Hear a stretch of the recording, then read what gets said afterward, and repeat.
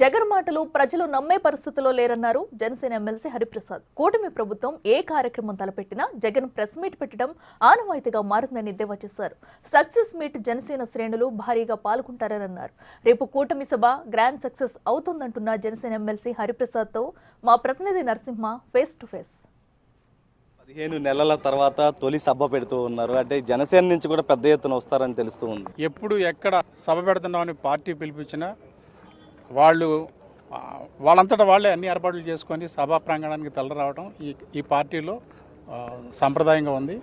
దాన్ని వాళ్ళు తప్పకుండా ఈసారి కూడా పాటించి తండోపతండాలుగా ఇక్కడికి తరలి వస్తారు. సరే, అంటే వైసీపీ కొన్ని విమర్శలు చేస్తూ ఉంది, సూపర్ 6 అని చెప్తున్నారు. కానీ పూర్తి స్థాయిలో హామీలు అమలు చేయకుండా సూపర్ హిట్ అని ఎలా చెప్తారు?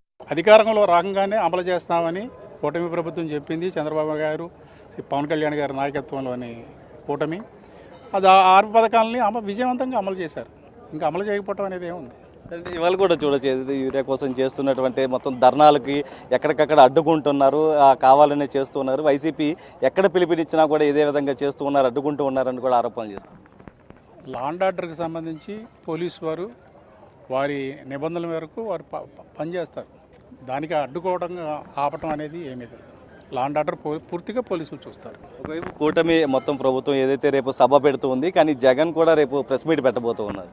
ఎప్పుడు సాంప్రదాయంగా ఆయన పెడుతూనే ఉంటాడు కదా, అది మామూలే. పెట్టినా ఉండే ఒక మజా ఉంటుంది.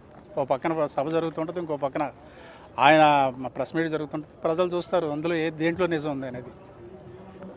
అయితే ఏదైతే సూపర్ 6కి సంబంధించి కూడా అన్ని హామీలు అమలు చేసాం, వైసీపీ కావాలనే అనవసరమైనటువంటి ఆరోపణలు చేస్తుందంటూ కూడా హరిప్రసాద్ అయితే చెప్తున్నారు. రిపర్సన్ సాయితో నరసింహ బికి అనంతపురం సభా.